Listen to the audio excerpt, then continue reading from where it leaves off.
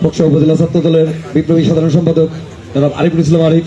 আমাদের মাঝে উপস্থিত আছেন খোকসা উপজেলা পৌর ছাত্র দলের সংগ্রামী সাধারণ সম্পাদক তানভীর শরীফ স্বাধীন। আমাদের মাঝে উপস্থিত আছেন খোকসা পৌর যুব দলের সদস্য সচিব ইমরান হোসেন সহ আরো নেতৃবৃন্দ। সময়ের অভাবে যাদের নাম বলতে পারলাম না তাদের কাছে দুঃখ প্রকাশ করছি। এ পর্যায়ে আপনাদের মাঝে বক্তব্য সংক্ষিপ্ত আকারে বক্তব্য নিয়ে আসবেন খোকসা উপজেলা খোকসা পৌর বিএনপির সংগ্রামী সদস্য সচিব জনাব মোস্তফা শরীফ।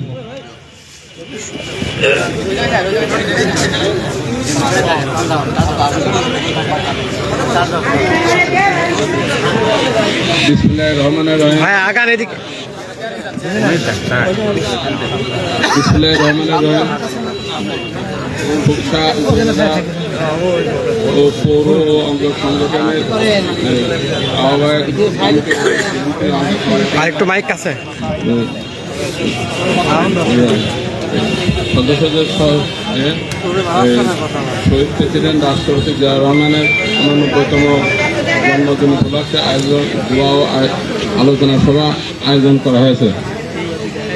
শহীদ রাষ্ট্রপতি জিয়া রহমান গণতন্ত্রের প্রবর্তক এবং মানুষের ভোটের অধিকার প্রতিষ্ঠা করেছে, খাদ্য প্রতিষ্ঠা করেছে।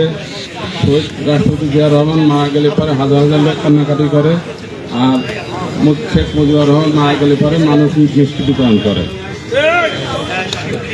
খালেদা জিয়া ভোটের অধিকার প্রতিষ্ঠা করেছে, শেখ হাসিনা ভোটের অধিকার হরণ করেছে, দেশের গণতন্ত্র ধ্বংস করেছে।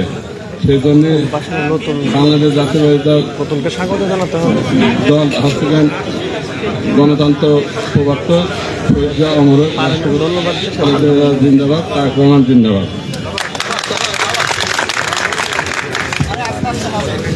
আমাদের মাঝে খোকসা উপজেলা বিভিন্ন ইউনিয়নের আরো সিনিয়র নেতৃবৃন্দ আছে। আমি সময়ের অভাবে অনেকের নাম বলতে পারলাম না, এই জন্য আপনারা ক্ষমা সুন্দর দৃষ্টিতে দেখবেন। এ পর্যায়ে আমাদের মাঝে বক্তব্য রাখবেন আজকের এই আলোচনা সভার প্রধান অতিথি মুক্তিযোদ্ধা জিয়া রহমানের 89তম জন্মদিনের আজকের এই আলোচনা সভায় এই পর্যায়ে বক্তব্য রাখবেন খোকসা উপজেলা বিএনপির সংগ্রামী আহ্বায়ক রণাঙ্গনের বীর মুক্তিযোদ্ধা জনাব আলাউদ্দিন খান।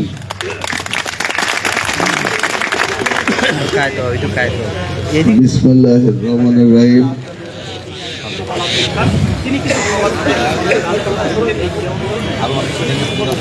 বিএনপির প্রতিষ্ঠাতা চেয়ারম্যান, বহুদলীয় গণতন্ত্রের প্রবক্তা,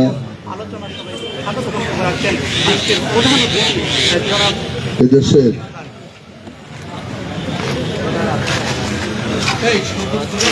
গণমানুষের রাজনৈতিক এবং বাক স্বাধীনতা ফিরিয়ে দেওয়ার মহান নায়ক শহীদ প্রেসিডেন্ট জিয়াউর রহমানের 89তম জন্মবার্ষিকী উপলক্ষে খোকসা থানা বিএনপি, পৌর বিএনপি এবং অঙ্গ সংগঠন সমূহের উদ্যোগে আয়োজিত শহীদ প্রেসিডেন্ট জিয়াউর রহমানের 89তম জন্মবার্ষিকী উপলক্ষে আয়োজিত আজকের এই আলোচনা ও দোয়া অনুষ্ঠানের সম্মানিত সভাপতি, খোকসা পৌর বিএনপির নবগঠিত আহ্বায়ক কমিটির সভাপতি জনাব এজেডজি রশিদ রেজা বাজু, আজকের এই সভার বিশেষ অতিথি খোকসা পৌর বিএনপির সংগ্রামী সাধারণ সম্পাদক মোস্তফা শরীফ, বিভিন্ন অঙ্গ সংগঠনের নেতৃবৃন্দ, নবগঠিত খোকসা উপজেলা এবং পৌর কমিটির যুগ্ম আহ্বায়ক এবং সদস্যবৃন্দ, বিভিন্ন পর্যায়ের নেতৃবৃন্দ, ছাত্র দল, কৃষক দল, শ্রমিক দল, স্বেচ্ছাসেবক দলের সম্মানিত নেতৃবৃন্দ এবং কর্মী বন্ধুরা, আমার সামনে উপবিষ্ট বিভিন্ন ইউনিয়ন থেকে আগত আমাদের প্রাণপ্রিয় সংগঠন জাতীয়তাবাদী দল বিএনপির নেতৃবৃন্দ, আসসালামু আলাইকুম।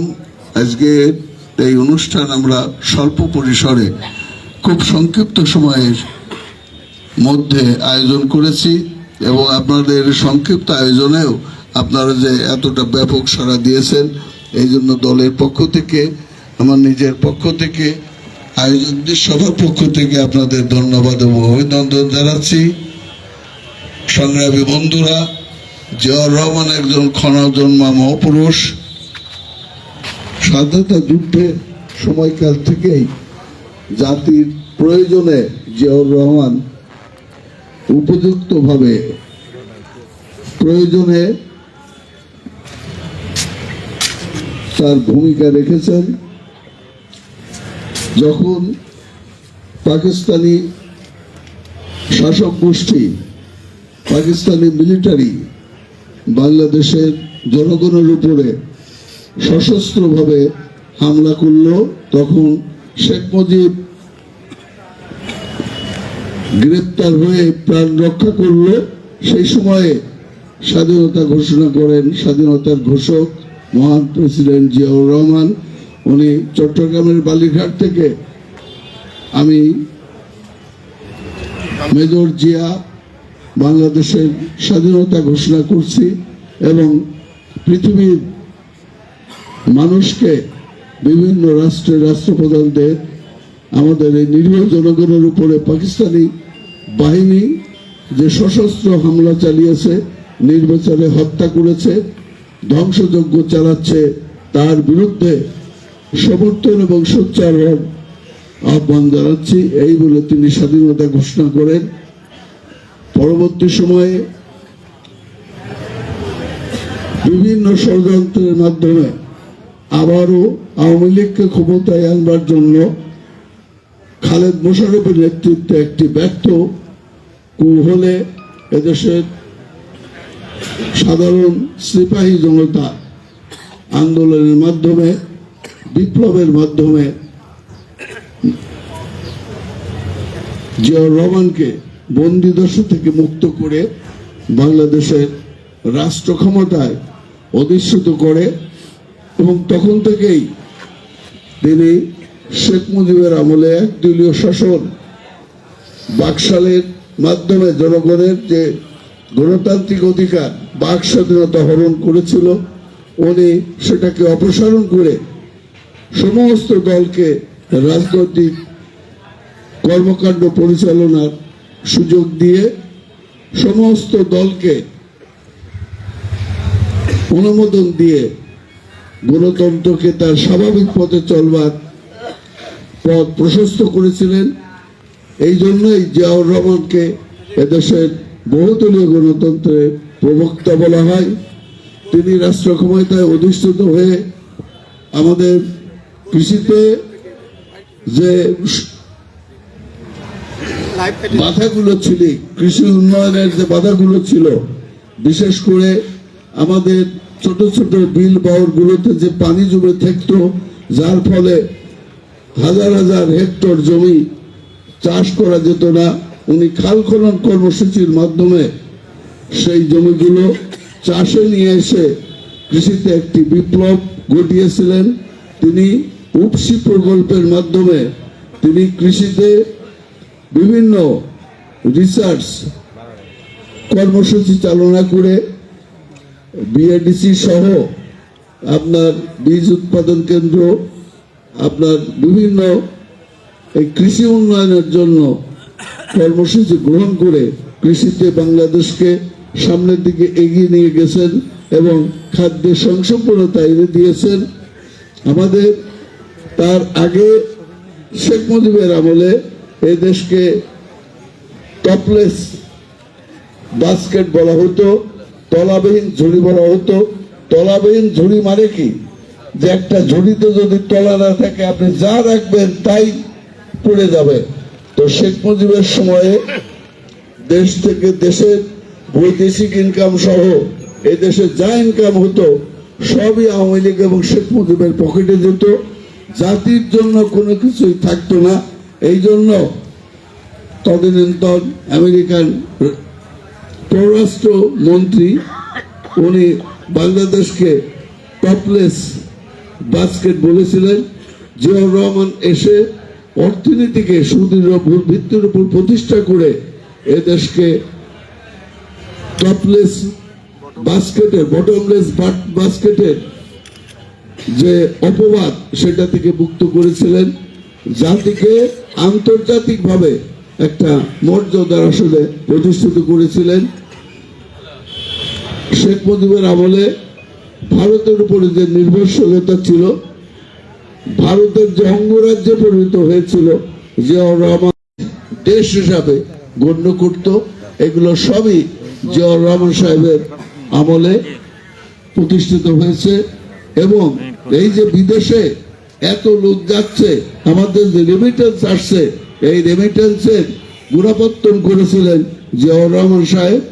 উনি প্রথমে মধ্যপ্রাচ্যে বিভিন্ন দেশের সাথে কূটনৈতিক সম্পর্ক স্থাপন করে মধ্যপ্রাচ্যে আমাদের দেশের যে বাড়তি শ্রমিক, উদ্বৃত্ত শ্রমিক, সেগুলো সেখানে পাঠিয়ে সেখান থেকে লক্ষ লক্ষ ডলার আমদানি করে আমাদের দেশকে শক্তিশালী অর্থনীতির উপর ভিত্তির উপর প্রতিষ্ঠিত করেছিলেন। তাই আজকে জিয়াউর রহমান নাই, এই সময় খালেদা জিয়া ক্ষমতায় আসার পরে দেশের যে উন্নয়ন হয়েছিল, দেশের মানুষের গণতান্ত্রিক অধিকার ছিল, আবার শেখ হাসিনা ক্ষমতায় এসে মানুষের সেই গণতান্ত্রিক অধিকার, মানুষের মানবাধিকার, মানুষের জীবনযাত্রা নির্বাহের যে ন্যূনতম চাহিদা, সেগুলো পূরণের যে দাবি, সেটাকে উপেক্ষা করে সমস্ত সম্পদ লুটপাট করে বিদেশে পাচার করে মানুষের জীবনকে, দেশকে একটি অস্থিতিশীল অবস্থায় ফেলে দিয়েছিলেন এবং ভারতের একটি অঙ্গরাজ্যে পরিণত করেছিল। ভারতের ট্রানজিট দেওয়া, ভারতের ওই সেভেন সিস্টার রাষ্ট্রে আমাদের দেশের উপর দিয়ে পরিবহনের মাধ্যমে তাদের শ্রমিক সহ বিভিন্ন সামগ্রী চলাচল করবার সুযোগ দিয়ে আমাদের দেশের স্বাধীনতা এবং সার্বভৌমত্বকে হুমকির মধ্যে ফেলে দিয়েছিল। এই 5ই আগস্ট ছাত্র জনতার আন্দোলনের মাধ্যমে স্বৈরাচারী শেখ হাসিনা সরকার পালিয়ে যাওয়ার পরে আবার আমরা আমাদের গণতান্ত্রিক ফিরে পেয়েছি। এই যে 5 তারিখের যে আন্দোলন, বৈষম্য বিরোধী আন্দোলন, ছাত্র জনতার আন্দোলন, এই আন্দোলন একদিনে হয়নি। বিএনপি দীর্ঘ 17 বছর স্বৈরাচারী শেখ হাসিনার বিরুদ্ধে, আওয়ামী লীগের বিরুদ্ধে, আওয়ামী লীগের দুঃশাসনের বিরুদ্ধে, আওয়ামী লীগের লুটপাটের বিরুদ্ধে, জনগণের জীবনকে দুর্বিষহ করার যে ভুল নীতি, তার বিরুদ্ধে আন্দোলন করেছিল। সেই আন্দোলনই হাইয়েস্ট কালমিনেশন হলো 5ই আগস্টের অভ্যুত্থান, ছাত্র জনতার অভ্যুত্থান। একদিনে মানুষ রাস্তায় নেমে আসেনি। এই যে আন্দোলন, এই যে শেখ হাসিনা স্বৈরাচারী শাসন, শেখ হাসিনার জনগণের কথা বলার অধিকার থেকে বঞ্চিত করা, শেখ হাসিনা জনগণের গণতান্ত্রিক অধিকারকে কেড়ে নিয়ে যে একদলীয় শাসন কায়েম করে দেশে একটা অস্থিতিশীল পরিস্থিতি, একটি শ্বাসরুদ্ধকর পরিস্থিতির মধ্যে ফেলে দিয়েছিল। মানুষ দম ফেলতে পারছিল না, মানুষ তার পরিবার পরিজন নিয়ে টিকে থাকার যে ন্যূনতম চাহিদা, তার ইনকাম দিয়ে সেটাও পাচ্ছিল না। সেই অবস্থায় ফেলে দেওয়াতে মানুষের মধ্যে যে ক্ষোভ, যে কমন রিজেন্টমেন্ট গড়ে উঠেছিল ছাত্র জনতার এবং বিএনপির আন্দোলনের কারণে, মানুষের মধ্যে এই স্বৈরাচারী শেখ হাসিনার প্রতি যে ক্ষোভ, যে দুঃখ, যে চেতনা, যে মিলিটেন্সি গড়ে উঠেছিল, সেইটাই ছাত্র জনতা কাজে লাগিয়ে শেখ হাসিনাকে, স্বৈরাচারী সরকারকে হটিয়ে এদেশে আবার গণতান্ত্রিক পরিবেশ ফিরিয়ে এনেছে। তাই এই আন্দোলনের মাস্টার মাইন্ড আমাদের তারুণ্যের প্রতি ভারপ্রাপ্ত চেয়ারম্যান জনাব তারেক রহমান। তারেক রহমানই এই ছাত্র জনতাকে বিভিন্ন সময়ে বিভিন্ন পরামর্শ দিয়ে, বিভিন্ন পরিকল্পনা দিয়ে, বিভিন্নভাবে তাদেরকে উৎসাহিত করে এই আন্দোলন সফল পরিসমাপ্তির দিকে নিয়ে গিয়েছেন। তাই আজকে আমাদের এই দিনে শপথ নিতে হবে যে আমরা এদেশের মানুষের গণতান্ত্রিক অধিকার রক্ষার জন্য বিএনপির সৃষ্টি হয়েছিল। আমরা এই কর্মসূচিকে সামনে এগিয়ে নিয়ে যাব। আর বিএনপি ক্ষমতায় না থাকলে আবার যদি অন্য কোনো দল ক্ষমতায় আসে, তাহলে মানুষের যে মুক্ত পরিবেশ, যে গণতান্ত্রিক পরিবেশ, গণতান্ত্রিক অধিকার, মানবাধিকার, এইগুলো রক্ষা হবে না। তাই আমাদেরকে এখন থেকেই আমাদের দলকে শক্তিশালী করতে হবে, বিএনপি শক্তিশালী করতে হবে, বিএনপিকে সাংগঠনিক কাঠামোর মধ্যে নিয়ে আসতে হবে। নিয়ে এসে আগামী দিনে যে নির্বাচন হবে, এই নির্বাচনে আমাদের দল যাকেই প্রার্থী করুক, যেই এমপি নমিনেশন নিয়ে আসুক, আমরা সবাই দলীয়ভাবে সুশৃঙ্খলভাবে একতাবদ্ধভাবে তার পিছনে কাজ করে তাকে বিজয়ী করে যাতে বিএনপি ক্ষমতায় আসতে পারে। আমাদের আগামী দিনের নেতা ভারপ্রাপ্ত চেয়ারম্যান তারেক রহমান যাতে দেশের প্রধানমন্ত্রী হয়ে এদেশের মানুষকে আবার উন্নয়নের ধারায় নিয়ে যেতে পারে, মানুষের জীবনযাত্রাকে স্বাভাবিক গতিতে ফিরিয়ে নিয়ে আসতে পারে, আমাদের দেশটা যেন খুব শক্তিশালী অর্থনীতির ভিত্তিতে